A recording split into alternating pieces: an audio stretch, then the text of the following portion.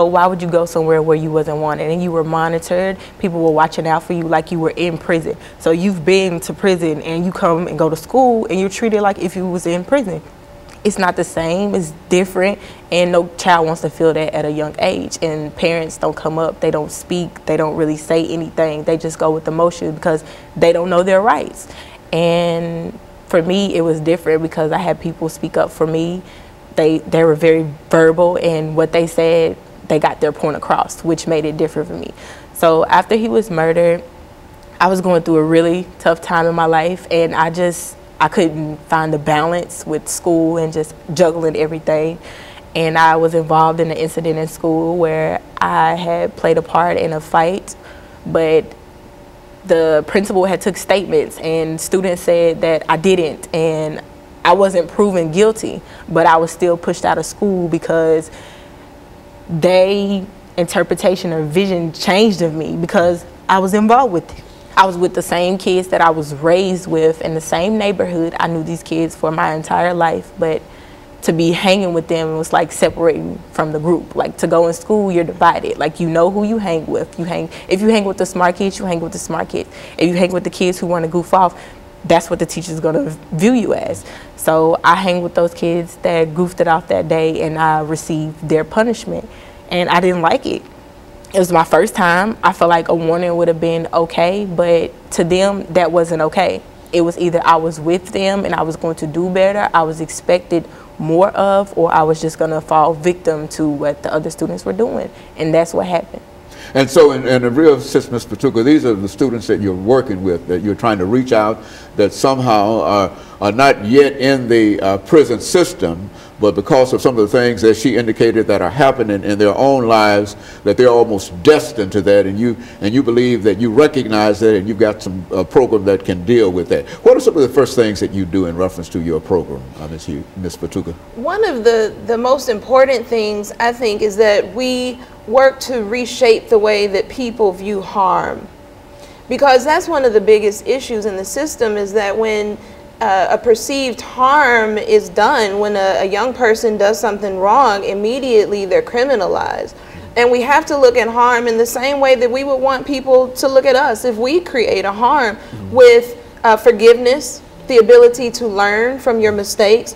Adolescents, even though they look like, you know, younger adults, their brains are still not developed fully so that they make the best decisions. And so I think right now the most important thing we're doing is just coming forth with an education campaign to let people know that there are different ways to address harm that's caused. There are different ways to build relationships in schools. There are different ways to change the school climate with other philosophies, not just coming in with this magical program that everybody's believing in right now, but with a philosophy that people can buy into, people can definitely understand. And what we believe in, what we practice within our organization, relationships with each other, is restorative justice. And restorative justice is a very powerful philosophy that doesn't really look at, you know, just how do we punish young people, but what makes people do right most of the time. Because most of the time we get along. Most of the time the kids in the school really are doing what they're supposed to do. So what makes these young people do right most of the time? And when they don't do right, when they make a mistake or make a bad choice, what can we do to address the harm, to allow them to make right and repair the harm, and then reintegrate back into the classroom, into the school system with dignity? Well, it appears to me that one of the elements in terms of this movement from schools to prison has to do with this idea of zero tolerance. Why don't you, because I think that was what you got caught on. Is that right, Ms. Hughes? This idea of zero tolerance, which is to say that there can be no forgiveness if the idea is what? Zero tolerance. Right. That is, you've committed a sin or whatever, and therefore you're out. Is that how most people interpret zero tolerance in the system? Yes, very true. And what a lot of people don't know is that the zero tolerance laws are very flexible, that they're very specific as to what they're supposed to be used for, but a lot of schools and a lot of principals use them just very fluidly for whatever they feel like using it for in the moment.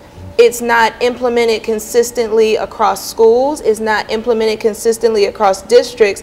And also, most of the time, there's no progressive discipline along the way. We jump from, okay, he got in my face and I didn't like it, or he walked out of the classroom, or his pants were sagging, or, you know, just something that could have been addressed in a much different way. We go from 0 to 60 in 4 seconds, as opposed to looking at what other options we have. And so, and when you get caught up in this system of zero tolerance, that you've got to go and whatever, there's no appeal that you could have made during when you got caught up in that situation, Ms. Hughes? Yes, sir. It was an appeal. It was like, actually, I was out of school for 6 weeks, so I couldn't even go to another school, so I was just basically homebound. And so you zero tolerance sent you home for 6 weeks, and with the expectation of what happening? With the expectation of staying out of school for a calendar year, to not being able to go back to school to the time that I was expelled, to the next year to that same time. So we went from, she was expelled for a calendar year, and then we went through the process of appeals, and they reduced it to six weeks? Yeah. And then she ended up having to transfer But schools. she's also separated from all of the people that she knew in that school from the first time, is that right? Yeah, from actually elementary school. So I had grew up with them. They had knew me. They had basically knew my story, my struggle, and how I wanted to be different. And I was just separated from them. Oh, well, Pastor Walker, what can you say about how you can, outside of what she's doing, to make this a much wider sweep in terms of making sure that folks come to an understanding of what's going on here? Well, the blessing, Dr. Haney, in Ms. Hughes' life is that she has somebody to speak up for her. And had she not had a voice other than her own to speak on her behalf, then she'd have just been pushed out of the system for that year. And then what could have happened to her mindset over that period of time, you know, we don't know. But we're thankful that she did have some people that will speak up for her and challenge, you know, like Rashida said, we're not fighting the system, but challenging the system to do what's right. And if principals have the leeway to be flexible with this zero tolerance, then why are they not doing it? You know, why are they so quick to rush to judgment, to push somebody's life down the drain? And, you know, my only response to that would be, of course, this prison industrial complex, this privatization of prisons, and the monies, you know, people are exchanged on the stock market now. So if we got this system in place, which is another thing needs to be dismantled, this privatization of prison. Because, I mean, now you got judges and everybody getting caught up with selling, you know, people into the prison system. Then you got the school to prison pipeline, which definitely got to be challenged, got to be broken up, so that we can stop people from being funneled from the third grade, identifying the third grade. Very good, going to the prison. Absolutely. Very good. And of course, let me thank the three of you for coming by, Ms. Hughes and Ms. Patuka, and Pastor Walker for giving us that excellent information. And I think that it sort of laid the foundation for folks to see things a little different in terms of what is really happening in the system. And of course, we'll be back with our audience next week for another informative edition of Comments. Thank you and good morning.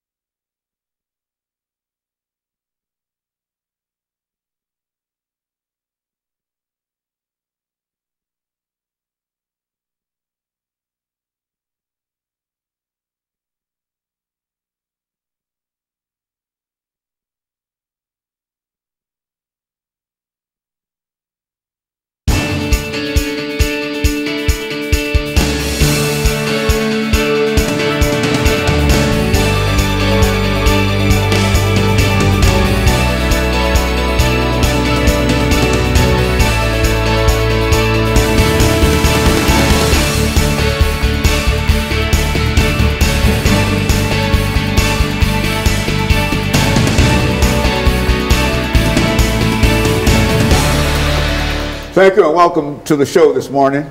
The topic this morning is From Schools to Prisons, Breaking the Pipeline, Part 2. And we're fortunate to have with us to talk about From Schools to Prisons, Breaking the Pipeline, Ms. Rashida Fatuga and Ms. Sharice Hughes and Pastor Kay Walker.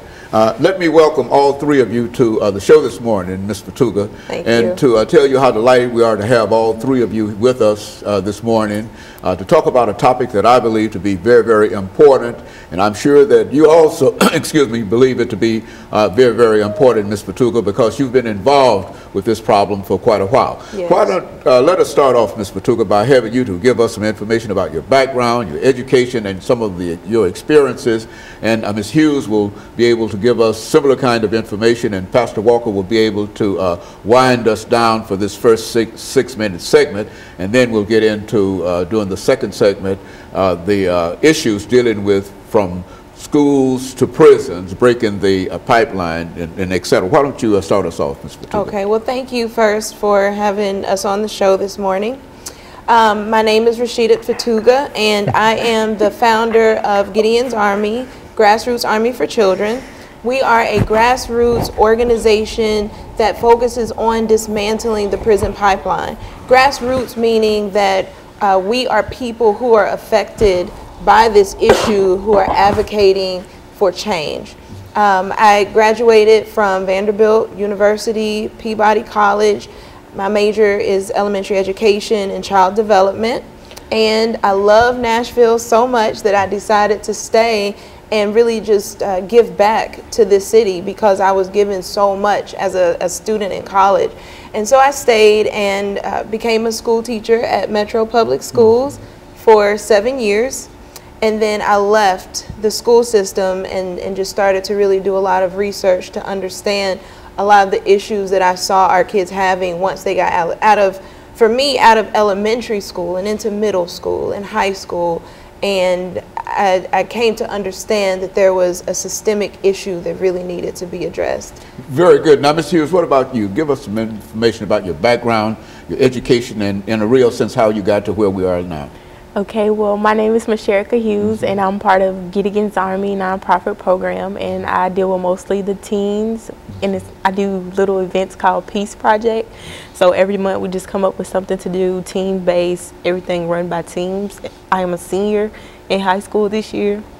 I'm getting ready to graduate, and pretty much everything I do is Gideon's Army. And so this is your last year in high school, and what are you planning on doing beyond high school, Ms. Hughes? In the summer, I'm going to get my CNA license for nursing and my dental programs, and I'm going to attend school for 2 years to get my associates and hopefully transfer to Vanderbilt for my 4 years. And of course, Pastor Walker, you know these two persons quite well, and why don't you, in addition to telling us how you became involved in this issue per se, why don't you tell us something about the two of them? Well, you know, Dr. Haney, personally, I'm interested, my interest is in people who are interested in helping people. You know, that's the whole calling on my life. You know, I came from a background of drug addiction. Spent 17 plus years of my life in active drug addiction and the like. Spent time in the prison system, and you know, and God called me into ministry. And as a minister, you know, my heart is for people, as a compassion within me for people, to reach out to people. So when I see other people who are genuinely reaching out to people, who have a genuine concern, because yeah, there are people out here that are reaching out, but they're not reaching out with a genuine concern as far as to the outcome of the people whom they're reaching to. Let me give you an example. You've got people that are served on a soup line, but they're complaining and grumbling all the while they're on that line. They're just doing it because maybe their churches have they're gonna have a day to serve the homeless somewhere, and they just on the line, but they're not really. It's not really in their heart to do it. So when I find people that's got this in their heart, you know, that's why you see me on your show oftentimes with different people, because these are people that I know that have a sincere desire to help other people. And then when I met Rashida some time ago over there in the NAACP office over on Jefferson Street, and she began to talk to me at that time about some of the things that she was doing and some of the things that she was ready to do. She was explaining to me some things about Gideon's Army, and somehow we got disconnected for a period of time. And then I got an email about an event that she was having concerning the school to prison pipeline, and I immediately wrote that on my calendar, immediately responded to her email, guaranteed her that I would be there. Not only did I come, but I brought another one of my associate ministers with me from the church, had another one scheduled to come. So I'm genuinely concerned with what they're concerned about. Very good. And of course, we're going to take our first commercial break, and then we'll have Ms. Hughes to give us some information during the second segment. And we'll be back with our audience following this very, very short commercial break.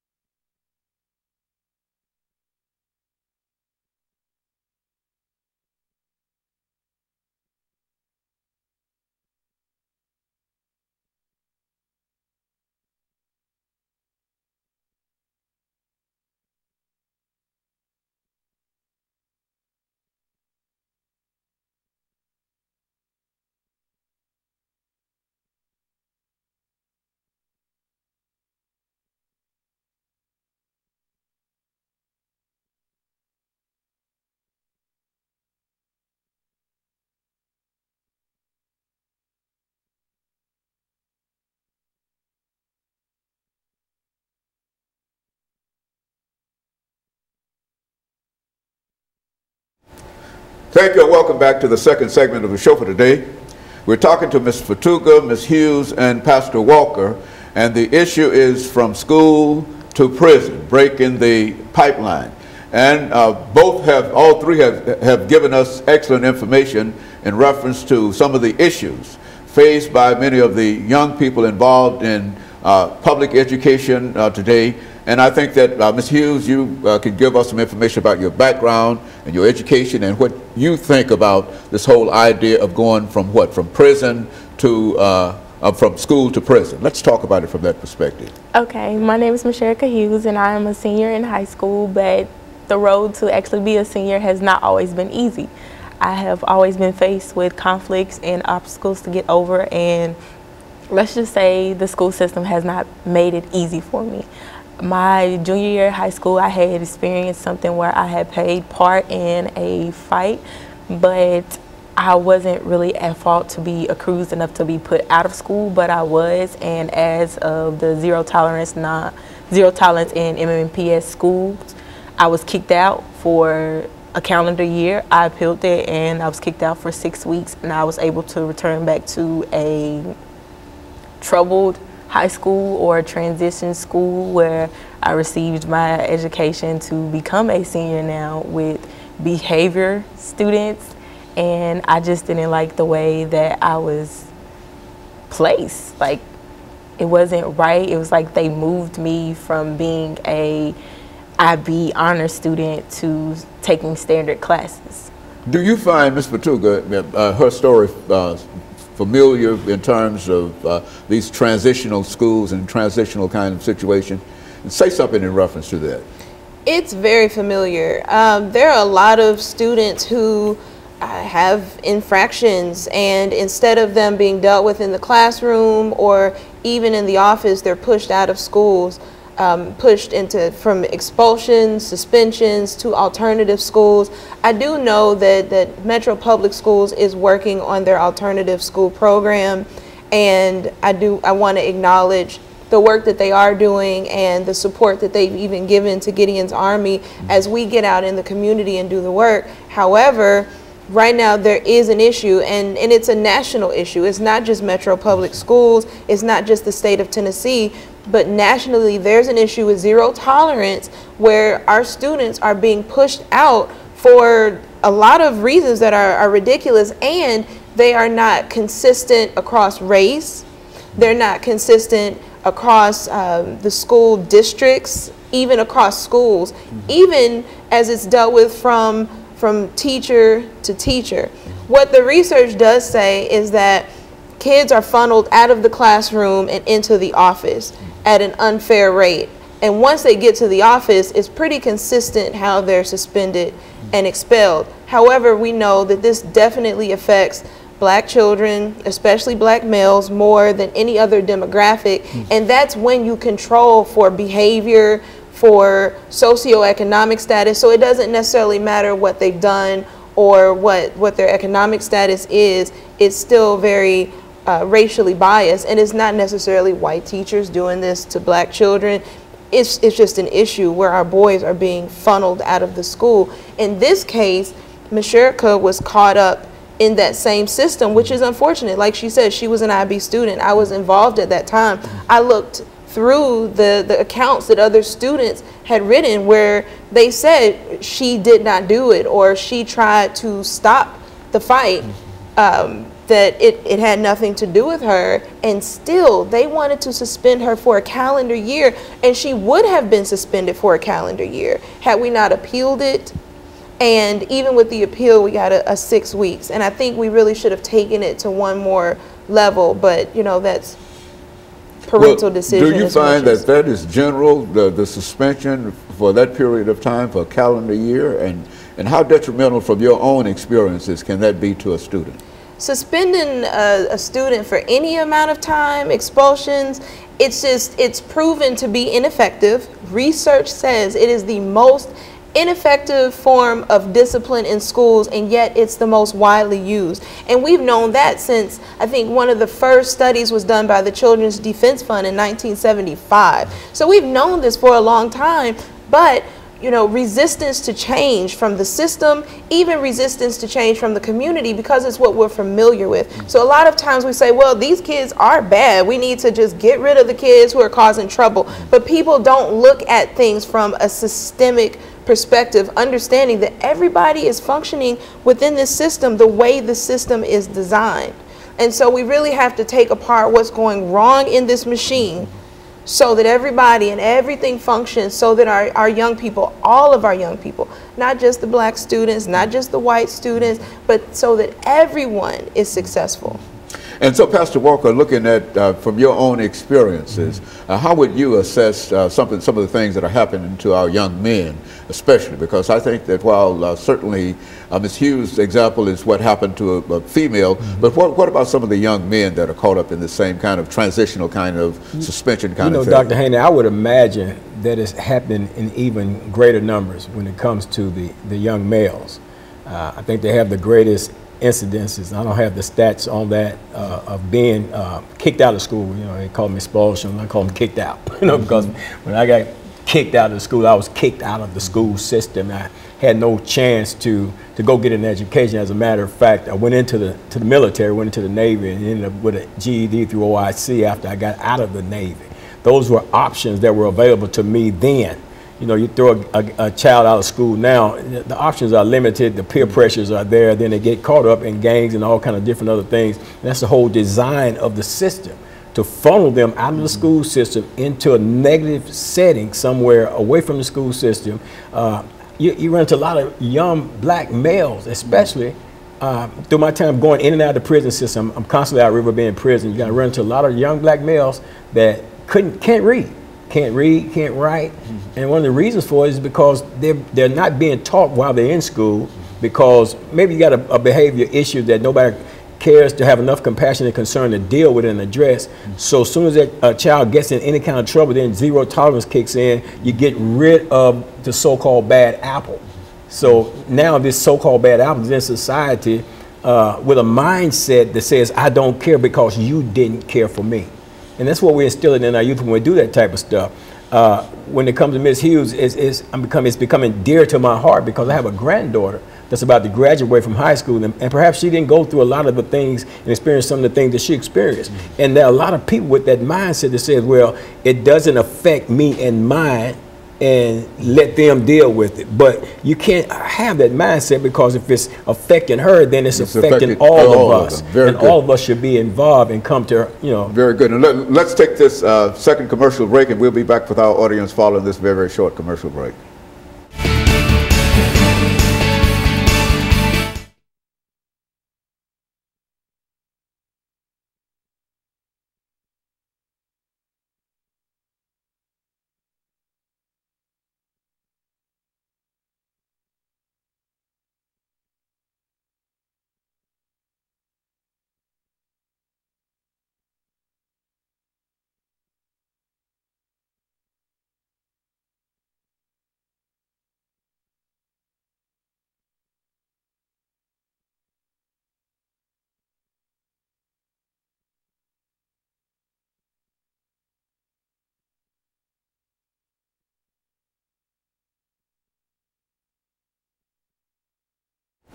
Thank you and welcome back to the final segment of the show for today. We're talking to Ms. Fatuga, Ms. Hughes, and Pastor Walker in reference to some of the issues involved with young people getting caught up in expulsion and eventually ending up in the correction system. And of course, Ms. Fatuga, let's look at some of your experiences in terms of what we're talking about here today.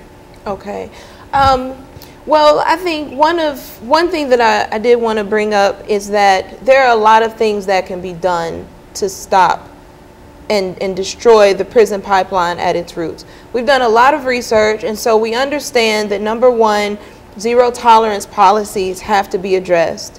The juvenile court system is going to have to be restructured. We can't just continue to bring in different programs and put bandages on the situation. We have to restructure the program, which is actually, it's called BARJ, Balanced and Restorative Justice, and it's recommended by our federal government, but it's something that we have to do here. The other thing is looking at how our young people are policed and reshaping how we view harm and how we allow our young people to make mistakes, to learn from their mistakes, and to repair the harm that's caused. Does that mean that we'll just stop suspensions and expulsions altogether? No. Does it mean that we'll keep every single child from being incarcerated? No. But there are definite things that we need to do so that we can make these changes and save as many of our young people as possible.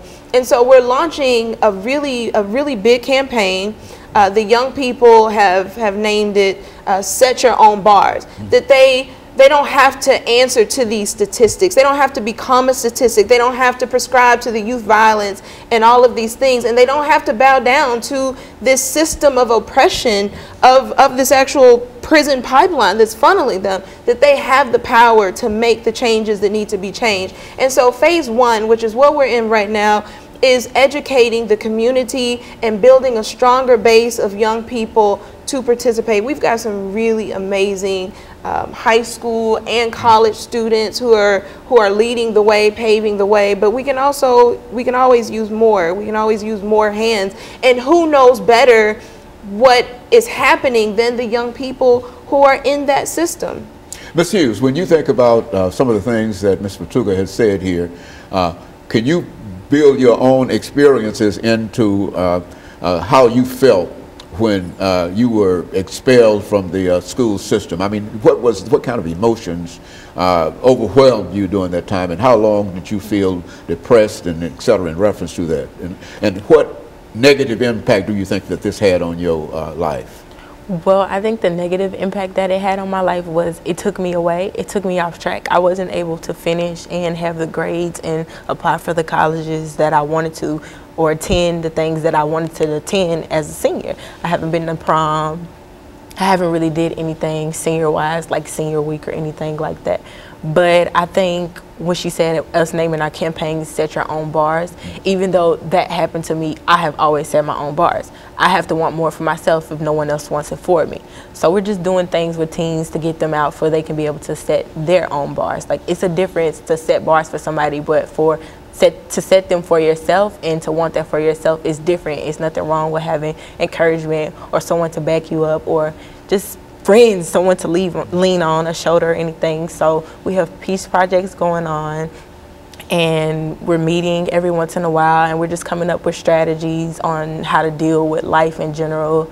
It's team-based. Everything is done through teams, by teams, and we're just looking for great ways to motivate people who want to be different and expect more, and who's willing to set their own bars. So would you say that the very fact that you were expelled for this period of time and that part of your academic educational career had such a negative impact on you that it was very, very difficult for you to overcome, and evidently you've overcome all of that, not perhaps all of that, but many things in your life before, up until now. But do you think that that had a tremendous impact upon you deciding to come back into the system? Were you led by Ms. Fatuga? How did you simply overcome all of that, pull all of that together? Well, it was very hard because it was a gap between my reading and what I knew was best, and what I knew I could know in the future that would help me. And it was just a gap between my GPA, my ACT scores, everything was just a gap. And it's like, how could you put something back together if it's a gap? So just coming back to school, it was difficult, but I knew it had to be done, because if I don't have my high school diploma, how would I manage to get a great job in the future, or go to college if I want to do that, or even receive a higher paying job? So it was difficult, but it was all worth it. Like, Rashida helped me out. It was a bunch of college students who talked to me, different people that I got to meet, and just to hear their side of the story and what they go through and how they didn't stop. I was just stay persistent. And so you think what you're talking about now can have a real impact upon a large number of other young people who might be caught up in this transitional school kind of situation? I think so. If they're willing to do it, then why not do it? It's nothing wrong with doing it with someone who's doing it like you want to do it, and just doing it together. So I think it will have an impact on them. But if you're not determined, if you're going to play around, those are not the people we're looking for. We're looking for people who's really willing to set their bars and do better in life. So that's the name of the program, Set Your Bars. In other words, determine where you want to go and what you want to do. Is that what we're saying here? Yes, sir. Where you want to go and where you want to be in life. How you want to be viewed versus how someone views you. Pastor Walker, and I think we've got about 3 minutes before we end this show for today. But in a real sense, I think that this program, if replicated generally throughout the metropolitan system and everywhere else, would have a very positive impact upon many of our young people. Would you say that from what you know about what they are doing? Well, I know for sure that the impact that it may have had on her, and her ability, her resilience to bounce back from it all is not something that you may find in a lot of the students, you know, that they're going through this and experience this thing right here. Fortunately for her, she had, you know, she has that within herself, and then she had a support system around her to help her to be able to navigate her way through this. And, you know, then they brought down the standards and stuff like that, you know, even set roadblocks when she got back somewhat into the system. Now she's saying that, you know, she's not been able to experience a lot of things that she would normally have experienced as a senior who had a determined mindset to excel in the things that she was in school to accomplish. So there was a whole lot that goes into that process. But what I really like to do is be able to identify to your audience here how they can get in touch with Gideon's Army and the Peace Project, so that we can create some partnerships and move this thing forward. Ms. Patuka, why don't you give us that information about how people might be able to get in touch with you, and how they might be able to help you in order to perhaps make this a much broader operation than you have. Thank you. Our phone number is 615-852-7530. And our email address is onearmyunited, that's ONE, armyunited@gmail.com. And so they can get in touch with you, and you've got some information that you can send out to them and sort of encourage them to do other things. Is that what you're saying? Yes, we have got work. We are going to, if you call us, we are going to put you to work. There are so many things to do, from voter registration to volunteering with young people to hosting events. I mean, there's so many different things that can be done. So, Pastor, final comments. You know, and we need that help. We need that help. We need it from people who have children in the school system who are experiencing that. We need that help from people that have children in the school system who are not experiencing that. We need voices from both sides of this thing, because this is so important, because it's affecting our children, and if it affects our children, it's going to affect the whole of society, because after all, we're saying that the children are our future. So if the children are our future, seem like we will want to be actively involved in nourishing our future so that we can have a hope. So I'm encouraging people to get involved. Call the number, you know, get involved with Gideon's Army, and let's make a difference. Let's do something instead of just sitting around complaining and talking about our youth. I mean, our youth are caught up in the school system, man. They're putting them on all kind of ADHD medication. Dr. Haney, when I was an intravenous drug user in the prison system, I used to shoot Ritalin. You know, we call it BAM, you know, get high on it. And they're giving this to our school children because they simply don't want to take time out to figure out how they can teach that child. So they send them, rush them out somewhere, mislabel them as having some type of situation going on with them, and then poison them with all them drugs all the rest of their life. Very good. And of course, let me thank the three of you for coming by and giving us that excellent information. And let me encourage our audience to tune in again next week for another informative edition of Comments. Thank you, and Good morning.